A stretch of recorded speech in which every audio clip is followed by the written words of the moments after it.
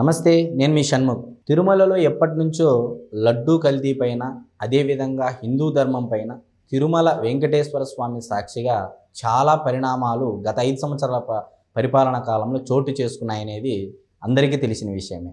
మరి కూటమి ప్రభుత్వం ఏర్పడినటువంటి దాదాపు 5 నెలల తర్వాత, ఎందుకు ఈ 5 నెలల తర్వాత అంటే విజిలెన్స్ ఎంక్వైరీ అక్కడ ఉన్నటువంటి అవినీతి వెలికి తీసేందుకు గాను పట్టినటువంటి సమయం రీత్యా కొత్తగా నియమించినటువంటి టీటీడీ చైర్మన్ బిఆర్ నాయుడు గారు సంచలనమైన విప్లవాత్మకమైన నిర్ణయాలు తీసుకోవడం జరిగింది.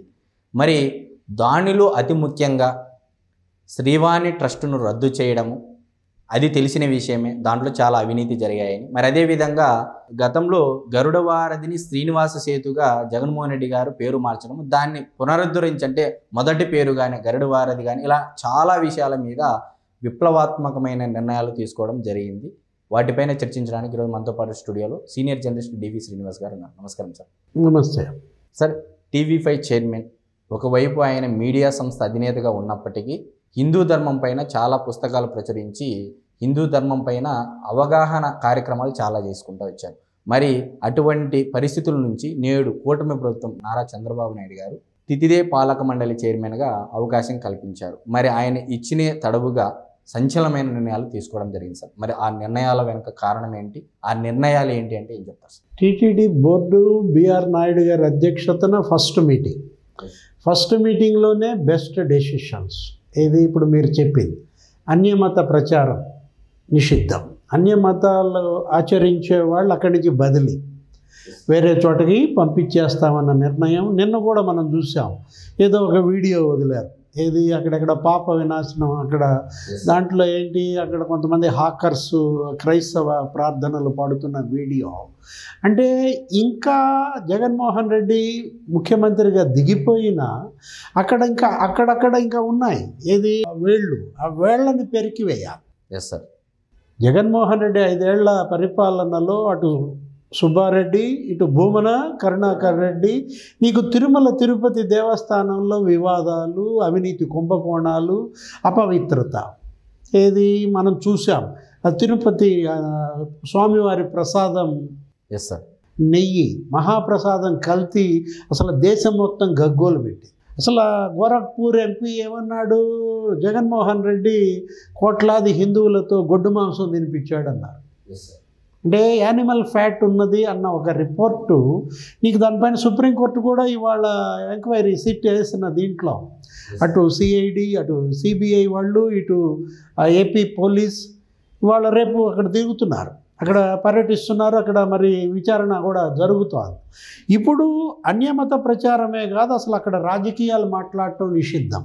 ఎస్ సార్, ఖచ్చితంగా ఇది చాలా ప్రభావితం చేస్తూ ఉంది సార్. గత ప్రభుత్వ హయాంలో వచ్చినటువంటి వైసీపీ నాయకులు ప్రతి ఒక్కరూ తిరుమలలో రాజకీయ ప్రచారాలు, రాజకీయాల గురించి మాట్లాడడం అనేది నిషేధం ఉన్నప్పటికీ కూడా దాన్ని వేదికగా తీసుకొని అంటే ఒక రకంగా భ్రష్టు పట్టించాలనే ఉద్దేశం తప్ప దానిపై కూడా కఠినమైన నిర్ణయం తీసుకోవడం జరిగింది సార్. అక్కడ అఖండం, అక్కడ ఏంటి, అక్కడ వాళ్ళు వివిఐపీలు వస్తే స్వామివారికి ఇమేజ్ పెంచడం కోసం ఆయన వీళ్ళు వచ్చారు ఇంత గొప్పవాళ్ళు అని సెలబ్రిటీలను చూపించడం కోసం అక్కడ మీడియా పాయింట్ పెడితే, ఆ మీడియా పాయింట్ దగ్గర వీళ్ళు ఈ పిచ్చి మాటలు మాట్లాడటం, ప్రత్యర్థులపై రాజకీయ విమర్శలు, రోజా అక్కడికి వచ్చినటువంటి ఆ కొడాలు నాని, లేకపోతే అసలు వీళ్ళు వచ్చేది అక్కడ ఈ విమర్శలకే వస్తున్నారా, స్వామివారి దర్శనానికి వస్తున్నారా?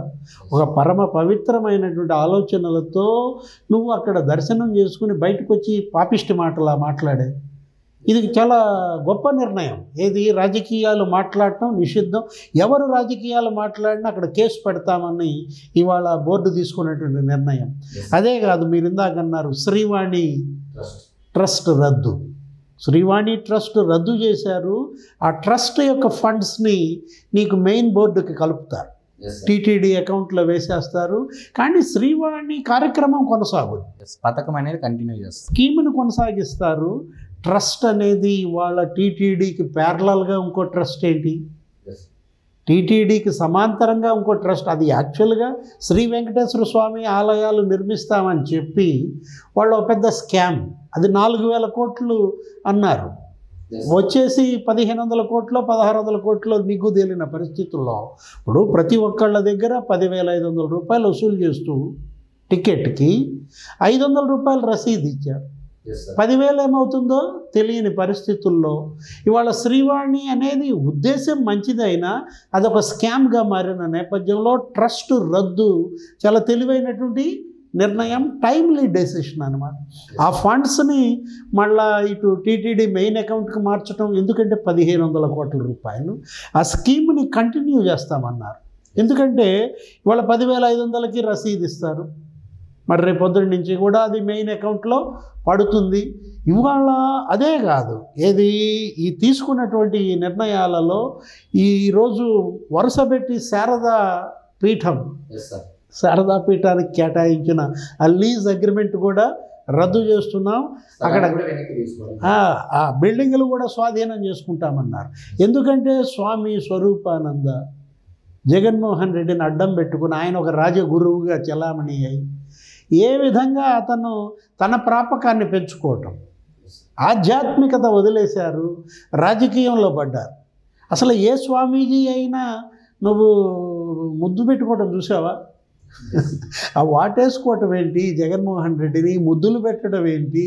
ఇప్పుడు జగన్మోహన్ రెడ్డిని తీసుకెళ్ళాడు, అక్కడెక్కడో మునకేయించాడు హరిద్వార్లో, ఆయన హిందువుగా మారాడని భ్రమలు పెట్టి ప్రజల్ని మోసం చేసి అతను ఇవాళ 4 గోడల మధ్య నేను బైబిల్ చదువుకుంటానని అతనే చెప్పాడు. అంటే రాజగురువుగా విశాఖపట్నంలో కూడా మనం చూసాం. ఏది 15 కోట్ల రూపాయలు విలువైన భూమి ఎకరం నీకు కేవలం 1,00,000 రూపాయలు కేటాయించుకోవటం. 15 ఎకరాలు 225 కోట్ల రూపాయలు విలువైన భూమి విశాఖలో శారదాపీఠానికి అన్యాక్రాంతం చేశారు. అది ఎవరి డబ్బు, ఎవరి ధనం? ప్రజాధనం. 225 కోట్ల రూపాయలు విలువైన భూమి 15 లక్షలకు ఇస్తారా? వెంటనే మొన్న కూటమి ప్రభుత్వం, ముఖ్యమంత్రి చంద్రబాబు క్యాబినెట్ అది కూడా రద్దు చేసింది. ఇది విశాఖలో ఆ 15 ఎకరాలు ఇవాళ 225 కోట్ల ప్రజాధనం కాపాడారు. ప్రజలు కూడా చాలామంది హర్షించారు సార్. ఈ విషయం పైన చాలామంది హర్షాతిధ్వానాలు వ్యక్తం చేశారు. ఇప్పుడు అసలు ఈ స్వామీజీ ఆయన స్వామీజీ చేయాల్సిన పని వదిలేసి రాజకీయ సేవలో పడ్డారు.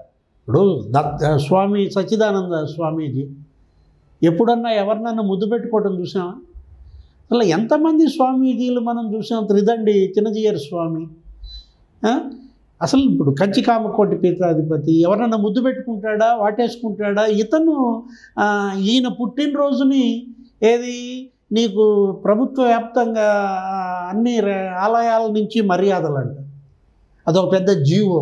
అంటే ఏ పీఠాధిపతికి లేని గౌరవం ఈయన కల్పించాల్సిన అవసరం జగన్మోహన్ రెడ్డి ప్రభుత్వానికి ఈ ముద్దుల ద్వారానా, ఈ కౌగలింతల ద్వారానా?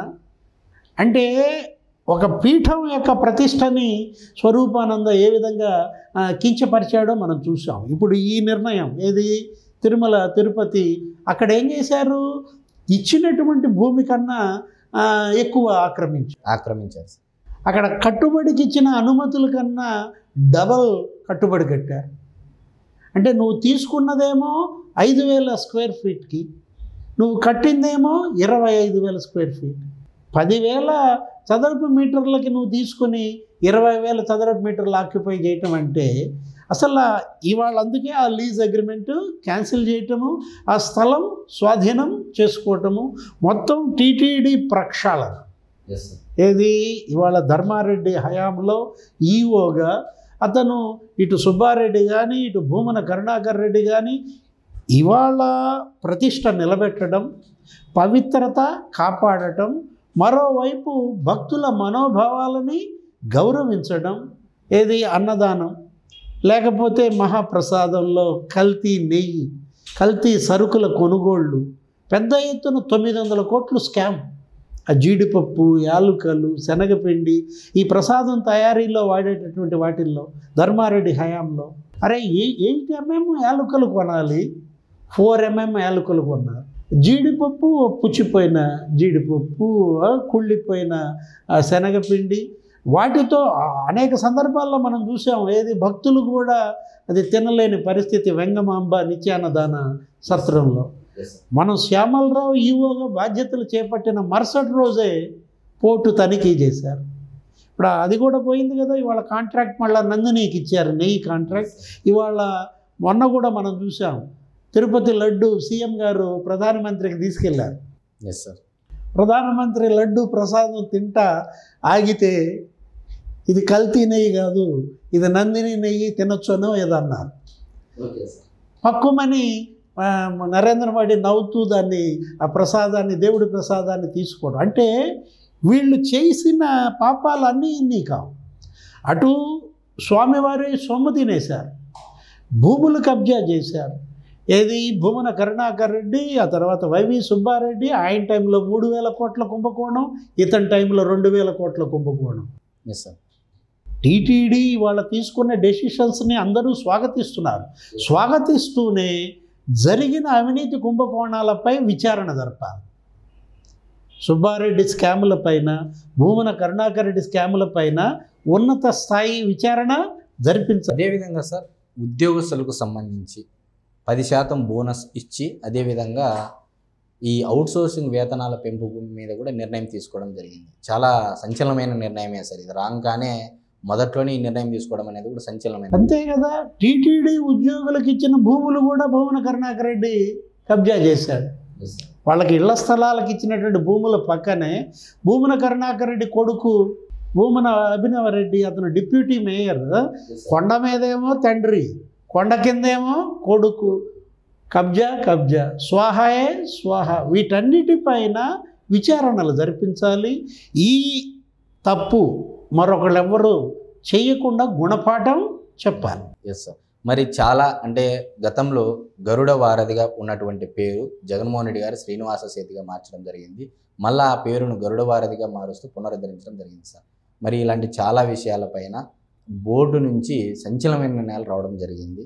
మరి ఎనీహో మీరు ఇందాక చెప్పినట్లు చైర్మన్ తొలి అడుగు. Yes sir. తొలి అడుగులోనే ముందడుగు తొలి అడుగులోనే చాలా విప్లవాత్మకమైన నిర్ణయాలు తీసుకోవడం జరిగింది. మీరు అన్నట్లు ఈ నిర్ణయాలతో పాటుగానే అక్కడ జరిగినటువంటి అవినీతి, అన్యమత ప్రచారం పైన కఠినంగా చర్యలు తీసుకోవాలని కోరుకుంటూ థ్యాంక్ యూ సార్. నమస్తే.